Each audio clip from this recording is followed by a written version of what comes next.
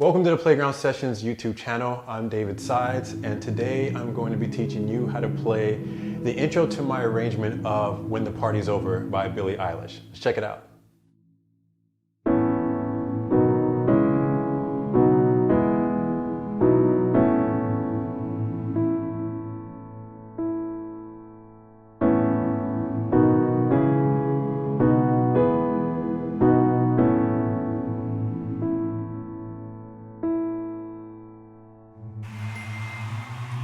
All right, great. So now let's take a look at the song. We're going to break it down into left hand, right hand, both hands together. We'll start off by taking a look at the left hand. Now, before we dive in and start playing, let's first take a look at what's going on in the music.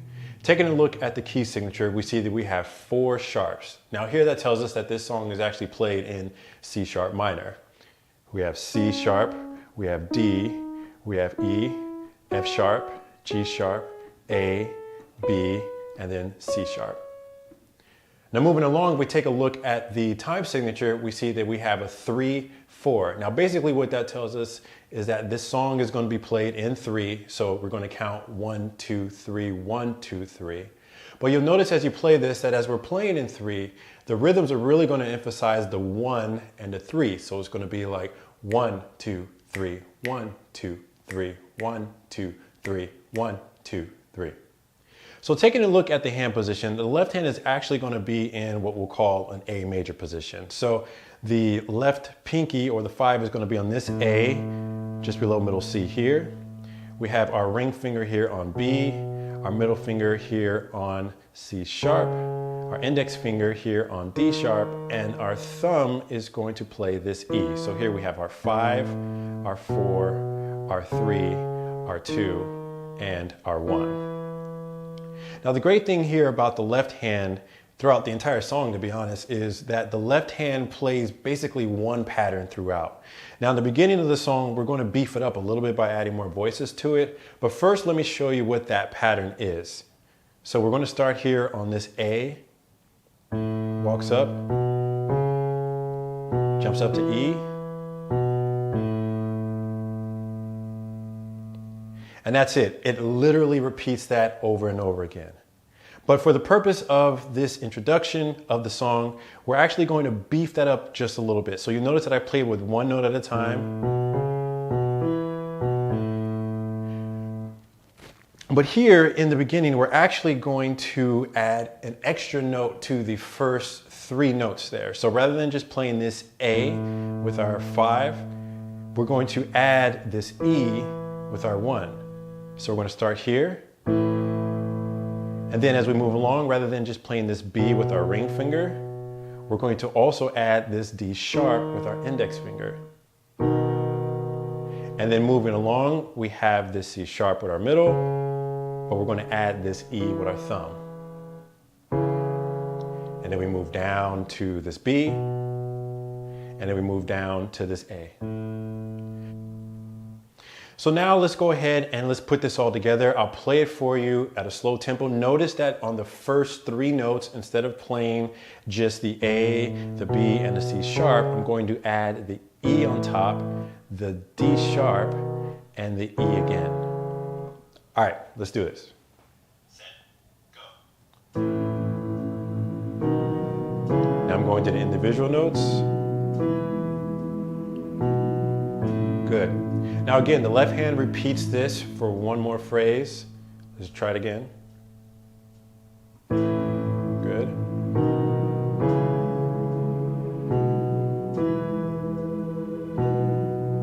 And then let's hold that A out. 2, 3, 1, 2, 3. Great, so as you can see, the left hand just basically plays one pattern here in the intro. It plays it for 6 measures, and then it repeats again for the last 6 measures. So now that we know how the left hand looks, I'm going to play it one more time, but this time at normal tempo.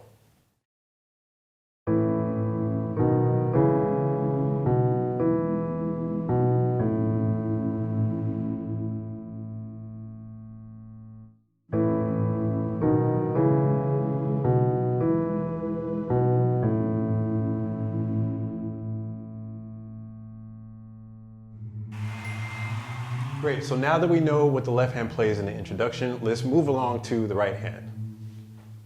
Now the right hand in the intro of this song only plays 5 chords. And you'll notice as we play through the music that those 5 chords are going to keep the same rhythm that the left hand played. Again, we're going to emphasize the 1, 2, 3, 1, 2, 3, 1, 2, 3. So let's now take a look at the 5 chords that we're going to play. Now the first chord is going to be an A major chord. So we're going to have our thumb here on A, just to the left of middle C. We're going to also play this C sharp with our middle finger or our 3, and then we're going to play this E with our pinky. So we're going to play this A major root position triad, but we're also going to add this B here. So we're actually going to play A, B, C sharp, and E. So if we play that together, it sounds great. Good. So that's the first chord. Now the second chord, from there we're going to move down to a B major triad, but this one's actually going to be in first inversion. So we're going to move our thumb down here to this F sharp. We're going to have our index finger here on this B, and then we're going to have our ring finger here on D sharp. Good, so that's the second chord. Now we move on, the third chord that we're going to play is we're going to play a C sharp minor chord in second inversion. So our thumb here is going to be on G sharp, our index finger is going to be on C sharp, and then our ring finger is going to be on this E. Good, almost there. The fourth chord that we're going to incorporate is this E major chord in first inversion. We have, again, our thumb here on G sharp, our index finger on B, but then our pinky is going to play this E here. Great, so that leaves one last chord. Now this last chord that we're going to play is technically a variation of a chord that we already played earlier, which was this B major chord in first inversion. But the only difference now is we're going to add one extra note. So here we have our F sharp again, we have our B, and we have our D sharp, but now we're going to add this E with our pinky. So F sharp, B, D sharp, E. And this gives us a B major chord at 11. So those are the 5 chords that we're going to play in this section. So again, it's the A, it's the B in first inversion, it's the C sharp minor in second inversion, we have the E major in first inversion, and then we have that last dissonant chord here, this B major at 11. So now that we know the 5 different chords that we're going to play for the intro of this song, let me walk through them for you slowly so you can see the order that they show up, and then we're actually going to add 2 more notes at the end, and I'll walk you through that too. So the very first chord that we're going to play is that A chord. Great. And then the second chord we move to in the intro is the B chord. The third chord is the C sharp chord. Back to B. Then to E. And now this is where we throw in the B at 11. And then we end back on the A. Good. Now we close that whole section out by playing an E twice. So that's the entire first phrase. Now what I want to do is give you some tips on how to transition from one chord to the next in that phrase, and then we'll move on to the second. So remember, the first chord was the A. Now notice as I move from the first chord to the second chord, that my index finger stays on this B. So I kind of use that as an anchor to move then to the second chord. So my thumb drops down to F sharp and my pinky drops down to D sharp. Now moving from this second chord to the C sharp minor chord, the middle finger is already sitting on that C sharp. And the pinky being here on this D sharp just has to move down to the E. And then my thumb just has to move over to the G sharp. So this is what it'll look like. So here's my B chord. Now I shift over, my thumb moves, my middle finger comes down on that C sharp, and my pinky comes down on E. Again, so it looks like this. Good. Now, right after that C sharp minor chord, we go back to the B. And then we move from this B to the E. Now, the great thing about this transition from the B to the E is, again, our index finger stays on this B as an anchor. Our middle finger just moves over one to this G sharp. And then our pinky, which is already kind of hovering over this E, just comes down on that E. So it looks like this. Good. Then you go back to the B, but this time we're going to add this D sharp so that the finger is going to be a little different because now we're playing this. So to get from here to here, the pinky stays on the E, so that's great. The index finger stays on this B, so that's great. The thumb just moves from this G sharp to this F sharp. And our ring finger, notice, is already kind of hovering over that D sharp. So you're just going to come down on that. So again, it looks like this. Everything shifts. The ring finger comes down. Good. And then that takes us back to the last chord, which is the A. So moving from here to here, again, we have a couple anchors here. We have our pinky that stays on this E. Our index finger stays on this B. Our middle finger is already hovering over the C sharp, so that just comes down. And then our thumb just has to move from this F sharp over here to this A. So it looks like this. Perfect. Then we end this section out with just two notes. Well, actually one note, but we're just going to play it twice. So it's this E. And coming out of the chord that comes before this, it's the A.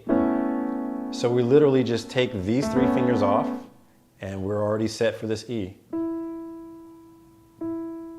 So let me walk through this transition one time quickly for you so you can see how the fingers move from one key to the next to create one chord to the next. So again, A, then we go to the B, then we go to the C sharp minor, back to the B, to the E, to the B with the D sharp, to the A, and then we play that E a couple times.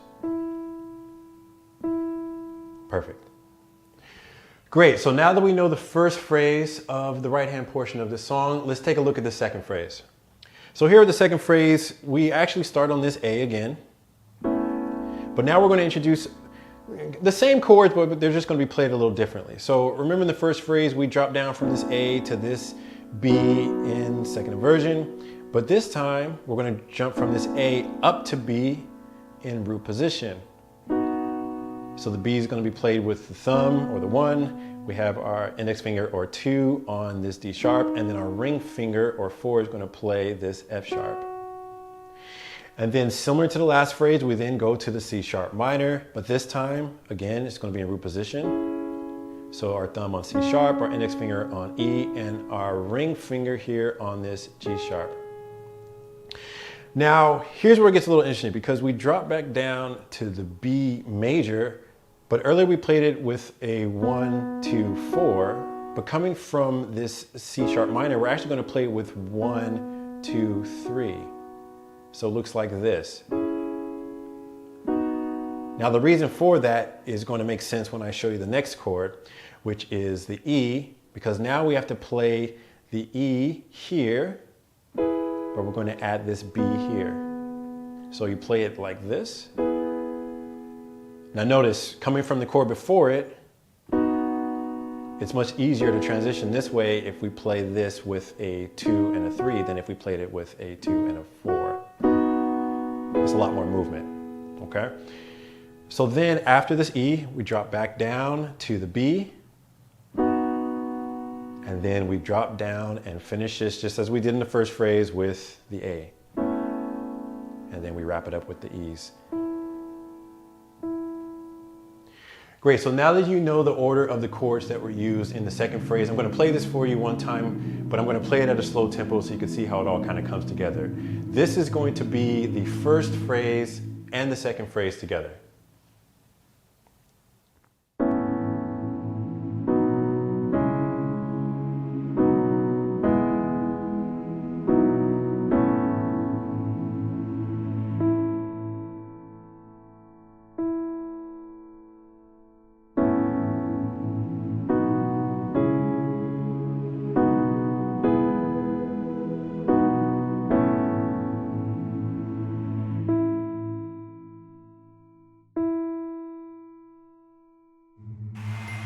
Great, so now that you saw how all those chords kind of interact with each other in slow tempo, I'm going to play it for you one more time, but this time at the normal tempo of the song so you can really hear how it sounds. Now, as I play this, I'm going to point out one little tip. So as you get to the end of each phrase, remember you have the E that you play twice with your pinky.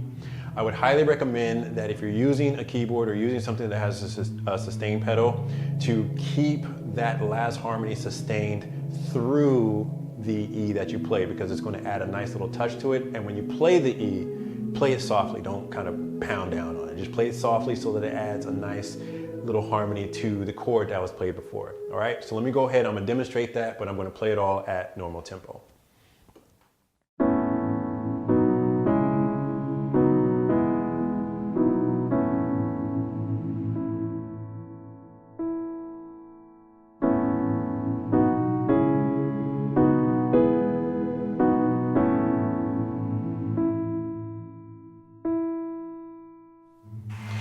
Great, so now that we know how to play the left hand and now that we know how to play the right hand for the introduction of the song, let's put them both together to play both hands. Now, as I pointed out earlier, one of the great things about this song is that the rhythm just kind of emphasizes the 1 and the 3. So 1, 2, 3, 1, 2, 3. And this happens in both hands, so it makes the coordination of everything that much easier because you don't have to think about different rhythms being played with one hand versus different rhythms being played with the other hand. So I'm going to demonstrate this for you. I'm going to play through both phrases for you, but as I play through it, keep an eye out for the syncing of the rhythms with each hand, and also keep an eye out for when the left hand actually holds the A and then the right hand plays the E a couple times. And as you're playing through this and watching this video, I also want you to listen for the harmonies that are created in the beginning where we play the left hand with the A and the E, and how that couples with the A that we're playing in the right hand, the A, the B, the C sharp, and the E, okay? So let's go ahead and do this. I'm gonna play it for you at slow tempo first. Here's the first phrase. Left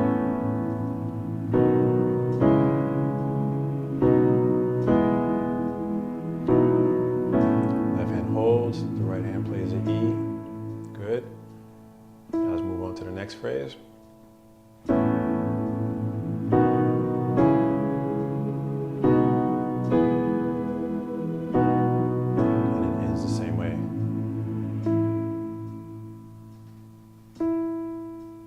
Great. So let's wrap this up. I just demonstrated for you the introduction of the song with both hands at slow tempo. Hopefully you noticed where the left hand held the A and the right hand played the E times. Now I'm going to play this for you again, but this time I'm going to play it at the regular speed of the song.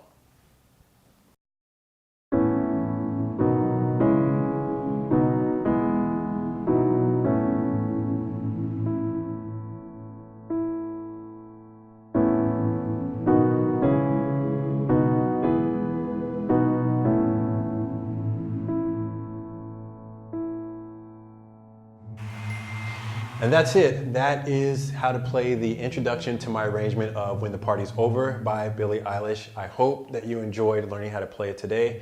And if you want to learn how to play the rest of it, be sure to check us out in Playground Sessions. You can pick up the entire song and we'll deliver it the same way. You'll learn section by section, one hand at a time, and then both hands together. And you'll also be able to take advantage of the interactive features that you saw in today's video. Until next time, see you soon. The features you saw on screen today can be at your fingertips with the Playground Sessions app. Co-created by music legend Quincy Jones, Playground teaches the piano with interactive feedback and gaming features, all while using your favorite songs. All right, guys, I'm Phil. Hit subscribe so I can see you for the next video.